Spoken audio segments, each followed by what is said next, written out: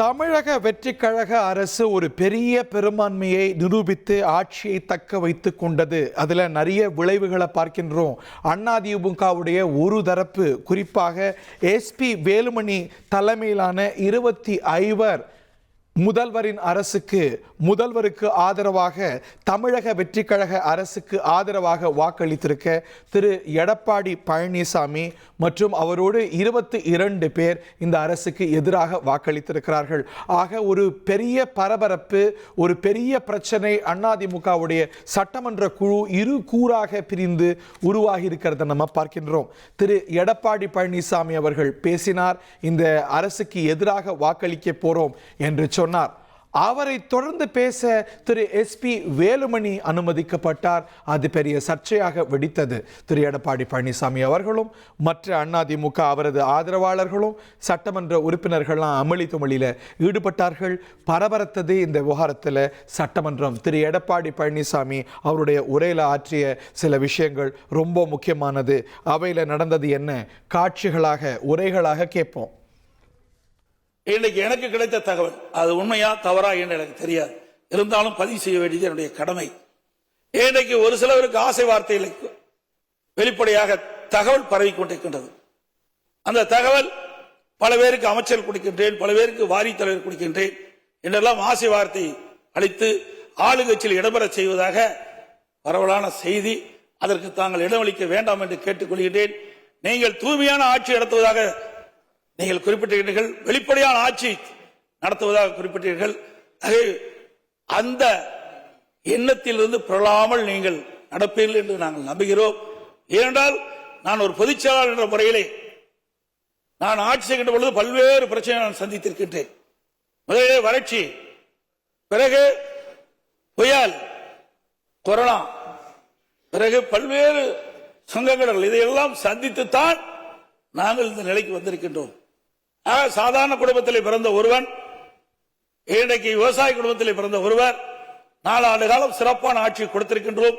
அந்த ஒரு இக்கட்டான சூழலிலும் மக்களுக்கு தேவையான திட்டங்களை கொண்டு வந்து நிறைவேற்றப்பட்ட அரசு என்பதை இந்த நேரத்தில் சுட்டிக்காட்டி, நான் சொன்னவையெல்லாம் இங்கே அவையில் பதிவு செய்தெல்லாம் மக்களிடத்தில் எடுத்து சொல்லிய காரணத்தினால்தான் எங்களுக்கு 47 இடங்களை மக்கள் கொடுத்திருக்கின்றார்கள்.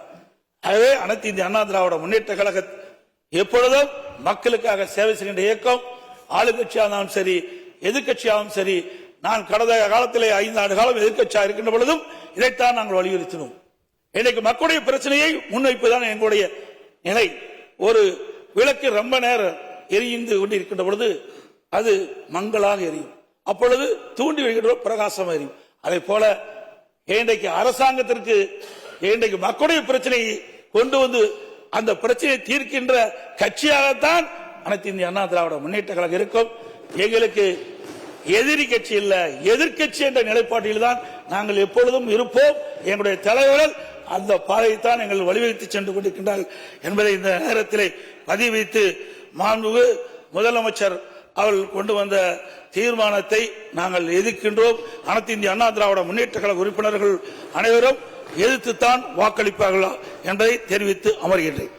எல்லா கட்சிகள்லையுமே பிரதான எதிர்கட்சியான திராவிட முன்னேற்ற கழகத்திலிருந்து காங்கிரஸ் வரைக்கும் எல்லா கட்சிகளிலுமே ஒரு பிரதிநிதி மட்டுமே பேசினார்கள். ஆனால் அதிமுகவில் திரு எடப்பாடி பழனிசாமி பேசிய பிறகு, அவருக்கு முன்னால இல்லை, கோடிட்டு கொள்ளுங்கள், அவர் பேசிய பிறகு சட்டமன்றத்தில் யார் இறுதியாக பேசுகிறாங்களோ அவங்களுக்கு தான் ஹையஸ்ட் புரோட்டோகால். திரு பழனிசாமி அவர்களுக்கு பிறகு பேச அனுமதிக்கப்பட்டார் திரு எஸ்பி வேலுமணி.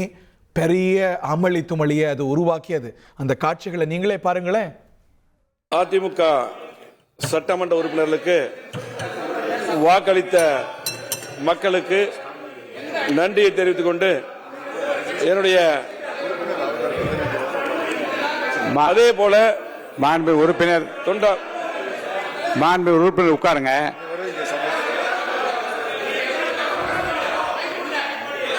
மாண்பு உறுப்பினர் எல்லாம் உட்காருங்க, நீங்க பேசுங்க. அதிமுக தொண்டர்களுக்கு வாக்களித்த மக்களுக்கு முதலில் நன்றியை தெரிவித்துக் கொண்டு, என்னுடைய தொண்டாமுத்தூர் சட்டமன்ற தொகுதியிலே 5வது முறையாக என்னுடைய தொண்டாமுத்தூர் தயவுசெய்து உட்காருங்க, விளக்கம் சட்டமன்ற சொல்றேன். 5வது முறையாக தயவுசெய்து உட்காருங்க, விளக்கம் சொல்றேன். தயவுசெய்து உட்காருங்க, விளக்கம் சொல்றேன். உங்களுக்கு உட்கார்ந்தீங்கன்னா விளக்கம் சொல்ல முடியும், இல்லைன்னா அவர் பேசிட்டே இருப்பாரு. நீங்க உறுப்பினர் அமர்ந்தால் இருங்க, நீங்க உறுப்பினர் உட்கார்ந்தீங்கன்னா நான் விளக்கம் சொல்றேன். உட்காருங்க, உட்காருங்க. நீங்க முன்னாடியே பேரை கொடுத்து பேச அனுமதிச்சிருப்பேன். உட்காருங்க, உட்காருங்க, உட்காருங்க, உட்காருங்க. இங்க உட்காருங்க, இங்க உட்காருங்க. உட்காருங்க, உட்காருங்க.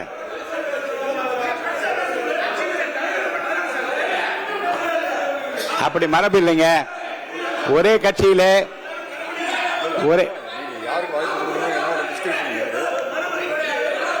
யாருக்கு வாய்ப்பளிக்க வேண்டும் என்பது என்னுடைய உரிமை பார்ப்பட்டது. தயவுசெய்து அதில் யாரும் குறுக்கிட வேண்டாம். நேற்று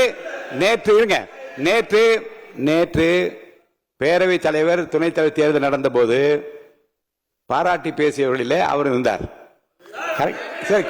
இன்றைக்கும்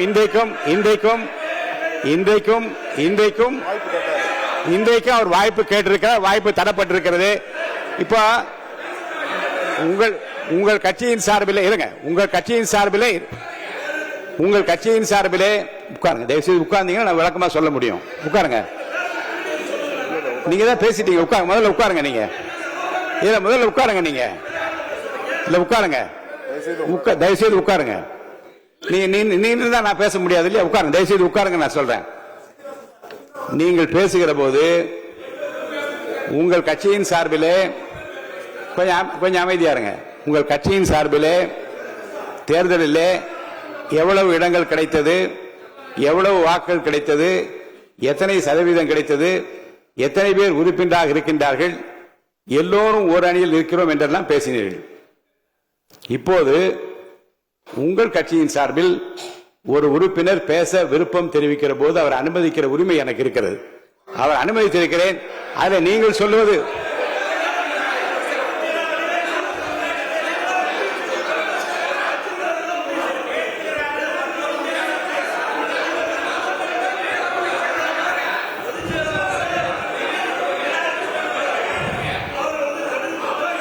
இந்த அவையில் ஒவ்வொரு கட்சியினுடைய தலைவர்கள் எடுக்கிற முடிவு அல்ல, அவைத் தலைவர் என்கின்ற முறையில் நான் எடுக்கிற முடிவுதான் இறுதியானது. நான் யாரை வேண்டுமோ அனுமதிக்கலாம். அவர் அனுமதித்தது அவர் தான் பேசுவார். திரு வேலுமணி அவர்கள் நீங்க பேச ஆரம்பிக்கலாம். வேலுமணி அவர்கள் நீங்க பேசுங்க. மாவட்ட உறுப்பு உட்காருங்க. சட்டமன்ற உறுப்பினருக்கு வாக்களித்த இல்லங்க, உட்காருங்க. உங்கள் கட்சியின் சார்பில் தொண்டாமுத்தூர் சட்டமன்ற தொகுதியில் 5வது முறையாக என்னை தேர்ந்தெடுத்த மக்களுக்கு நன்றி தெரிவித்துக் கொண்டு, மக்கள் தீர்ப்பு, மகேசன் தீர்ப்பு, மக்களின் உணர்வுகளுக்கு, மக்களின் எண்ணங்களுக்கு இவர்கள் ஓர் அணியில் இல்லை என்பது திண்ணம் மிக தெளிவாக இருக்கிறது. வாக்களிப்பிலேயே தெளிவாக இருக்கிறது. எஸ்பி வேலுமணியை ஒட்டி 25 பேர் அரசுக்கு ஆதரவாக, விஜய் அரசுக்கு ஆதரவாக வாக்களிக்க, திரு எடப்பாடி பழனிசாமி அவர்களை ஒட்டி 22 பேர், அவர் உட்பட 22 பேர் அரசுக்கு எதிராக வாக்களித்திருக்கிறார்கள். திரு எடப்பாடி பழனிசாமி அவர்களுடைய நிலைக்கு எதிராக தமிழக வெற்றி கழக அரசுக்கு ஆதரவாக வாக்களித்த 25 சட்டமன்ற உறுப்பினர்களுடைய பெயர்கள் ரொம்ப முக்கியமானது.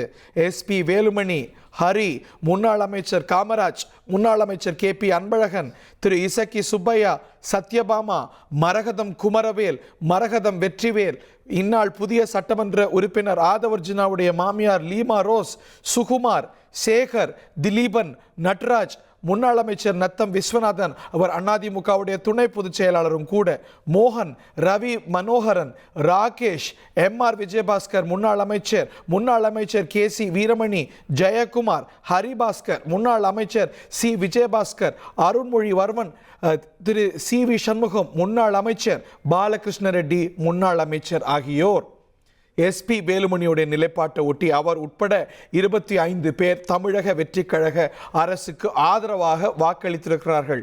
திரு எடப்பாடி பழனிசாமி அவர்களுடைய நிலையை ஒட்டி 22 பேர் அவர் உட்பட வாக்களித்திருக்கிறார்கள். அவர்கள் எஸ் ராமச்சந்திரன், உஷா ராணி, ஜெயசுதா, சம்பத்குமார், முன்னாள் அமைச்சர் தலவாய் சுந்தரம், நல்ல தம்பி, மணி, முக்கூர் சுப்பிரமணியம், ராஜசேகர், ராஜேந்திரன், வெங்கடாசலம், வெற்றிவேல், வேலழகன், ஜெயசங்கரன், எடப்பாடி பழனிசாமி, OS மணியன், எடப்பாடி பழனிசாமி அதிமுகவுடைய பொதுச் செயலாளர், OS மணியன் முன்னாள் அமைச்சர் அக்ரி கிருஷ்ணமூர்த்தி, ராஜேந்திரன், KC கருப்பண்ணன், கோவிந்தராஜன், சு பழனிசாமி என 22 பேர், 25 பேர் எஸ்பி வேலுமணியை உள்ளடக்கிய 25 பேர் தாவேகாவுக்கு ஆதரவாக, எடப்பாடி பழனிசாமியை உள்ளடக்கிய 22 பேர் தாவேகாவுக்கு எதிராக வாக்களித்திருக்கிறார்கள். அதிமுகவுடைய சட்டமன்ற குழு என்பது இரு கூறாக உடைந்திருக்கிறது அப்படிங்கிறத பார்க்கின்றோம். ஒரு வெர்டிக்கல் ஸ்பிளிட்டை AIADMK லெஜிஸ்லேட்டிவ் பார்ட்டியில் பார்க்கின்றோம். கட்சியில் எப்படி உருவாகுதுங்கிறத நம்ம கவனிக்கணும். ஏன்னா அதை முடிவெடுக்கக்கூடிய பாடி, அது எதிரொலிக்கக்கூடிய இடம் என்பது பொதுக்குழு, செயற்குழு, இந்த மாதிரி அமைப்பில். ஸோ நம்ம கவனமாக வார்த்தைகளை பயன்படுத்தணும்.